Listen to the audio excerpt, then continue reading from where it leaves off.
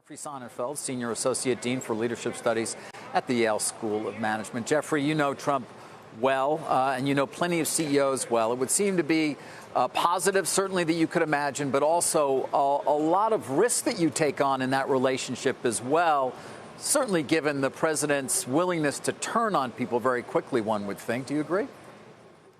You've said it all so well. We should probably just go out right now because that does summarize it nicely, David. There are a lot of risks. There are reputation risks. There's volatility, but there were very high hopes. You know, this is, of course, our first CEO president in American history. Unless you count Harry Truman as a haberdasher, there really wasn't a CEO with business experience, and we've had good and bad relations with the business community out of the White House. Eisenhower, of course, had a good one with big business, and Kennedy had a very bad one. We had high hopes, although most of the major business community did not support him. Although if 65–70% of them were Republican, still greater than that percentage, almost 80% didn't support him for president. But they had high hopes. They were very happy with regulatory rollbacks and tax issues. But David, I don't think many people, except maybe you and I, would have predicted we'd have a spectrum here, sort of looking at Jeff Bezos and Eamon Javers did a great piece earlier today with Marilyn Hewson of Lockheed Martin as opposite ends, and Tim Cook, of course, with Marilyn Hewson, as that Trump runs hot and cold on people. I do think Tim Cook has given us a recipe, and the president has told people, if you want to get along with me, here's how to do it. No, he's positioned himself that way, and certainly through history, it's not as though CEOs don't have interactions with the president. They do, although oftentimes you don't hear about it. He's wanted to seemingly be known as the business president, and he seems to want these relationships. Is he getting them, though? It's fitful.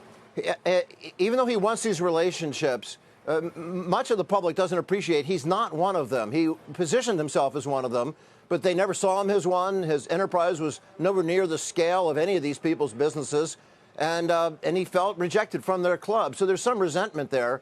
When they make fun of him, when they critique him publicly, of course, he hates to be driven into a wall. That makes him pretty angry. He has, if you haven't noticed, a short fuse for feeling criticized. He's pretty sensitive. But you've seen some companies fall victim innocently to another one of his modus operandi schemes, which is to divide and conquer. No president in American history has divided the business community from itself as this president has. It worked perhaps on the schoolyard fields in New York real estate and the Republican primary, and yet the business community didn't see it coming, that you'd have Pfizer versus Merck, GM versus Ford, Lockheed versus Boeing. He hates collective action. He doesn't like TPP. He doesn't like, obviously, NATO. He likes one-on-ones, does not like multilateral. So these CEOs who are relying on trade associations and lobbyists, he's telling you, don't do that. I don't listen to that. I don't like that. A personal relationship with me is the way to make progress on a discussion. But sometimes, again, he'll still vilify innocent people. Jeff? You take a look at... Yeah. There's another piece of this that we're not talking about, which is also interesting in terms of the strategy that Tim Cook has shown us, which is Cook has come out publicly and criticized President Trump for environmental policies, for his immigration policies, for his response to the Charlottesville white nationalist issue, a few years in 2017. So he's engaging, but he's also, to the spirit of this new business roundtable, CEOs as corporate citizens standing up for issues against him. I don't want to diminish Tim Cook's brilliance, his vision, his execution, or his sterling character. But on all the issues you just named, and I'll be hearing from Apple's PR people in moments, but they're all wrong, he was not the leader out in front. He followed others. He was not Ken Fraser of Merck. And he wasn't the first, second, third, or 14th or 24th person to join the group criticizing Charlottesville. He was deep in the pack. On the religious freedom laws, it was Randall Stephenson of AT&T, well, different issue and things. But there are other people who got out in front. Tim Cook used wisely collective action. This is what's very exciting this week about the Business Roundtable taking a position about social impact, is that if you really want to be critical, they need to protect each other's flanks. The Business Roundtable has been mute on Charlottesville and some of these other issues. Even the Boy Scouts of America's board spoke out after the Jamboree, as they should have, in criticizing the president. But collective action, the business community hasn't been good at that. And Tim Cook, though, would bury himself. He is a member of the Business Roundtable, and that worked well for him there. But he wasn't out in front by himself waving a flag. And when you see Jeff Bezos, who gets isolated, or looking at Harley Davidson taking a position on a trade issue, they